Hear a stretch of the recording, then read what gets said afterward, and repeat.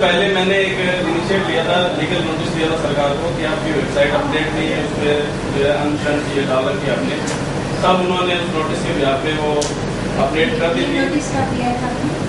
ये सर 2010 में दिया था। उसके बाद 2011 के बाद अपडेट नहीं किया। 30/9/2011 के बाद में आप वही अल्ट्रासाउंड की वही लिस्टें, वही उनके नोटिफिकेशन, वही सब कुछ एज सेंट्रली तो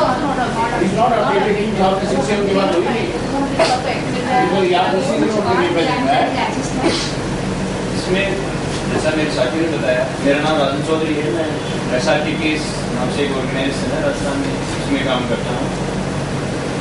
अभी तक राजस्थान में 18 स्टिंग ऑपरेशन हुए हैं 2009 से लेके रिसेंट 13 मई तक, जिसमें 16 में मेरा सीधा सीधा योगदान रहा है।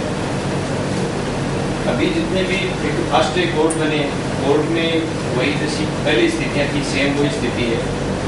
और DBI को जो थाना बना है उससे थोड़ा सा फर्क ये आया कि अभी 23 जनवरी को जिनको पकड़ा गया है या 2 मई को जिनको पकड़ा गया, डॉक्टर करीब 45 दिन अंदर रहे, लेकिन हाईकोर्ट से जमानत हो गई। जमानत होने में मशीनें भी छोड़ देते हैं, जो अनरजिस्टर्ड मशीनें थी वो नहीं छूटी, बाकी मशीनें छूट गई। कोर्ट की जो स्थिति है वहाँ जो पहले के केसेज हैं उनमें अभी भी स्थितियाँ वही जैसे अन्य कोर्टों में जाती है, लेकिन फिर भी कोई लोग गवाही देने आ रही है उनको कोई प्रोटेक्शन नहीं है। उनको डॉक्टर जो भी हैं वो उनको किस तरह से मोबाइल करके अपने तरीके से प्रभावित करें। ऑर्डर किया है कि पेंडिंग केसेस को डिसाइड करना है, उसका रिजल्ट नहीं है। कुछ नहीं रिजल्ट है, हमें तारीख पे मैं भी जा रहा हूँ, तारीख पे बुलाया जाता है, आगे की तारीख दे दी जाती है।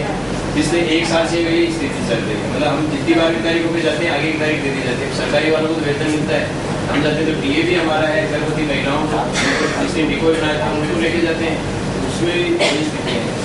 उनको आना जाना परेशान होना वो चीज़ था। जब स्टेट किसी भी एंटिटी साइड को कहा या डिस्ट्रिक्ट वालों को कहा कि वहाँ की डिको जो है उसको आप प्रोटेक्शन को लाने ले जाने का काम करो, सोचेंगे देखेंगे करेंगे, वो स्थितियाँ जो केसेस भी हाईकोर्ट ने जो किया था ऑर्डर, हाईकोर्ट ने जो ऑर्डर किया था कि ऑर्डर था कि फास्ट ट्रैक कोर्ट खोल दी जाए, तो डिस्ट्रिक्ट लेवल से रीजनल लेवल पे वो केसेस आ गए और वो केसेस थे फेलियर।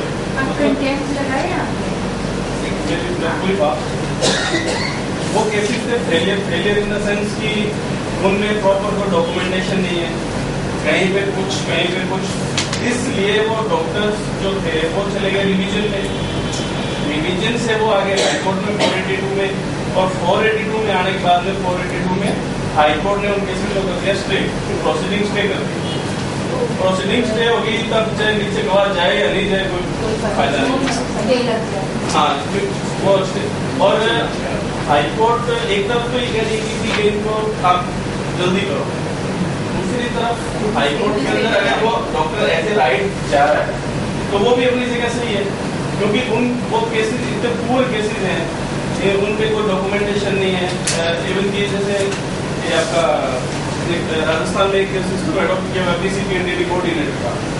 BCPNDT कोऑर्डिनेटर का बेसिक कंसेप्ट ये था लगाने का कि जो केसेस फेलियर हो रहे थे, NHRC ने भी एक सर्वे करवाया था, उसमें मैंने ऐसे पार्ट था तो राजस्थान हरियाणा पंजाब में किया था, उसमें हमने रिपोर्ट में भी ये लिखा था कि प्रॉपर डॉक्यूमेंटेशन और वो नहीं हो रहा, तो राजस्थान ने उस चीज को अडॉप्ट करके वो लीगल एक्सपर्ट लगा दिया, लॉ ग्रेजुएट को BCPNDT कोऑर्डिनेटर बना दिया। अब वो जो BCPNDT कोऑर्डिनेटर है चाहिए तो ये था कि वो लीगल जो लेकुनाज है उनको फुलफिल करे, लेकिन वो फुलफिल नहीं करे, वो बाबू बन के रह गया।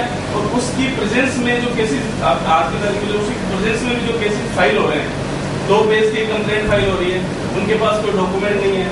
इवन के भी ये ऑफ, तो मैं रिकॉर्ड आपको बता रहा हूँ कि जोधपुर में जो 8 केसेस में PIR ओरिजिनल PIR वो गायब है, मतलब उसी PIR के बिहाफ पे आप केस बना रहे हो और 8 केसेस ऐसे हैं जिनमें ओरिजिनल PIR गायब है। तो बताओ वो अब हाईकोर्ट उसको स्टे कर रही है तो वो गलत तो नहीं कर रही, वो सही कर रही है। लेकिन कमी जो सिस्टम जो है ग्राउंड लेवल का उसमें प्रिसाइजली जो आप कह रहे हैं एग्जैक्टली पंजाब में भी ऐसा है। हाँ, पंजाब में भी मैं बता रहा हूँ तो आपका तो प्रिसाइजली आप ये कहना चाहते हैं कि जो केस फाइल का डॉक्यूमेंट की कोई डॉक्यूमेंटेशन उससे हम केस लूज करते हैं। पंजाब में मैंने वो सर्वे में मैंने देखा था, पंजाब में मैं देखा था, मैं आपसे भी मिला था। पंजाब में भी ये था कि कहीं नोटिस नहीं जा रहे, मतलब कोई कि आनंद फानंद में उसको फाइल होगा, उस वजह से वो इससे ग्राउंड गया पंजाब में जहाँ पे विमेन को एज एन एक्यूज लगाया गया। मेरे पास वो केसेस हैं और अल्टीमेटली विमेन बैक आउट करना ही करना था उसको, जबकि इम्यूनिटी है उसके लिए, हमने उसको पार्टी बना दिया as an accused and he lost the case. We have done that way. Immunity was given to the volunteer. They should be treated as volunteers. And that's what they should not be treated. तो हम लोग शायद हम अगर इसमें से ऐसा कुछ निकल के आए कि जो एप्रोप्रिएट अथॉरिटी है तो ये जब फाइल होता है उसको प्रॉपर्ली चेक किया जाए। What I would suggest is, ये अब जैसे राजस्थान में एडवाइजरी डिस्ट्रिक्ट और स्टेट लेवल की एडवाइजरी कमेटी पिछले 4 साल से है ही नहीं। एडवाइजरी जो स्टेट डिस्ट्रिक्ट और सब डिविजनल एडवाइजरी कमेटीज है तो बहुत जगह नहीं है क्या नहीं, कहीं राजस्थान में न डिस्ट्रिक्ट लेवल है और न सब डिविजनल है, दोनों लेवल की एडवाइजरी कमेटी नहीं आती। दोनों लेवल। हाँ बिल्कुल बिल्कुल, मेरे से इस बात में बताऊँ मैं आपको इसका उन्होंने एडवाइजरी कमेटी का नोटिफिकेशन किया था 2001 में, उसके बाद से जब गवर्नमेंट चेंज हुई। देखिए 1 मिनट आप इतना क्लियर है जो आपने पहला मुद्दा उठाया उसके लिए आप सजेस्ट क्या करना चाहेंगे वो हमें बताना चाहिए। मुद्दा आपका फिगर आउट हो गया, उसके लिए आप क्या चाहोगे डॉक्टर भैया भी से आप क्या चाहोगे, ताकि हमें तो कोर्ट के लिए कुछ तैयारी करना है ना। आपने बताया केस अलग तरह की तैयारी से डाले जाते हैं राइट, और इसके लिए कोर्ट ने स्टे करना ही करना है because court is also bound with the law right. तो आप क्या कहना चाहोगे? मेरा इसमें यही सजेशन है कि जैसे जो ग्रास रूट लेवल में जो केस कोर्ट में जा रहा है वो प्रॉपर मैनर में जाना चाहिए, प्रॉपर अच्छे तरीके से डॉक्यूमेंट्स के हिसाब से जाना चाहिए। और अगर वो नहीं भेज रहे हैं, देखिए सीधी सी बात है कि अगर वो CMHO या वो कोऑर्डिनेटर जिस आदमी को उस बात की कोऑर्डिनेटर को उस बात की केस को अच्छे तरीके से फाइल करने की वो तनख्वाह ले रहा है, अगर वो नहीं कर रहा है तो उसके अगेंस्ट कार्रवाई होनी चाहिए। आप ट्रेनिंग वगैरह कुछ ऐसा नहीं सोचते? मैडम ट्रेनिंग मैं UNN राजस्थान में खूब हो चुकी है। नहीं, मैं आपको ट्रेनिंग की बात बताऊँ, ट्रेनिंग की बता देता हूँ।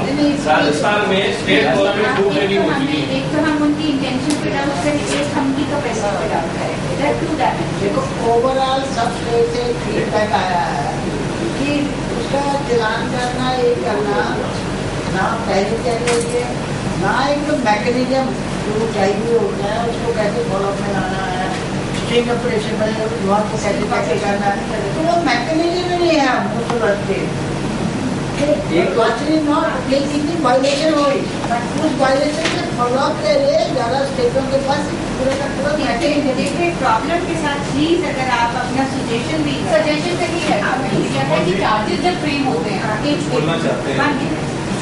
एक तो जब भी कोई पुलिस कार्रवाई करती है तो अपना मुखबिर लेकर के चलती है, कभी भी उस मुखबिर के बयान नहीं होते हैं। हमारी डिकोई जो होती है जो स्टिंग ऑपरेशन में मदद करती है, जैसे मेरे साथ 5 डिकोई थी, उन सब ने मिलकर के 140 डॉक्टर्स को ट्रेन किया, एक डिकोई के ऊपर 20-30 केसेस को स्टेब्लिश करने का उनके ऊपर जिम्मेदारी है। मेरा ये मानना है कि जब मुखबिर को पुलिस वहाँ पर प्रोड्यूस नहीं करती, अदालत में नहीं लेकर के जाती है, तो इन डिकोई को तो पाबंद किया जाता है उनको जगह जगह ले जाने के लिए। दूसरी बात, एक वेपन से आप अपराध करते हैं, अपराध करने की कोशिश करते हैं, रिवॉल्वर हो चाहे बंदूक हो, उसको आप तब तक बंद रखते हैं जब तक कि उस पर कोई फैसला नहीं हो जाए। और इन मामलों में 1 महीने बाद में छूट करके आ जाती है मशीन, और उस वक्त लॉजिक ये दिया जाता है कि 10 लाख रुपए की मशीन है, 20 लाख रुपए की मशीन है, तो ये जिम्मेदारी उसके डॉक्टर की है। ये चिंता हम क्यों करें? मशीन रिलीज नहीं होनी चाहिए। और डिकोई जब एविडेंस देने के लिए 2-2, 3-3 लोग हैं, जैसे राजन जी ने किया या हमने स्टिंग ऑपरेशन किया, 2-2 लोग 3-3 लोग अगर बयान देने के लिए पहले से उपलब्ध है, तो आप उस डिकोई को क्यों कंपेल कर रहे हैं कि वो भी आकर के अपने बयान दें? वहाँ पर ऑडियो वीडियो भी one thing I would say that उसकी सिक्योरिटी का क्या होगा? Please find paying pregnant woman is not fair. Whatever it is, I would say that it is जब हमारे पास तो मेरा ये मानना है कि हमें एक तो जो भी स्टिंग ऑपरेशन, क्योंकि अब लगातार स्टिंग ऑपरेशन के अलावा कोई उपाय नहीं है, चाहे हम ट्रैकिंग सिस्टम से उम्मीद पाले चाहे ऑडिटिंग से पाले, मुझे लगता है लगातार स्टिंग ऑपरेशन होने जरूरी है। और उन स्टिंग ऑपरेशन में जितने भी डिपोए हैं उनको सिक्योर किया जाना, उनको गोपनीय रखना बहुत जरूरी है। उनको सीक्रेट नहीं रखेंगे तब तक वो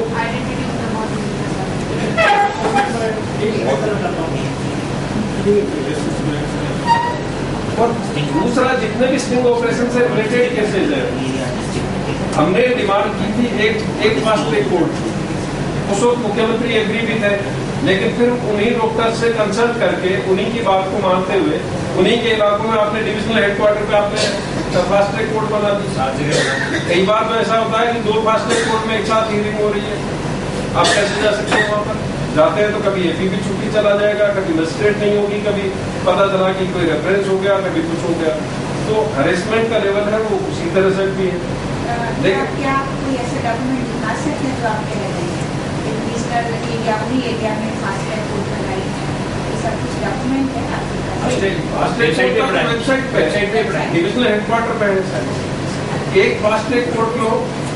दूसरा मुझे लगता है कि क्या हम कोई हाई कोर्ट के थ्रू उनको मॉनिटर करवा सकते हैं? मुकेश 2005 से अभी तक चल रहे हैं, कोई 2005 से चल रहे कुछ भी नहीं हुआ। जैसे 19 केस ऐसे को CIDCB में दे दिया गया, CIDCB का कोई रोल ही नहीं है इस मामले में। एक सजेशन है आप तीनों की बातें सुनिए।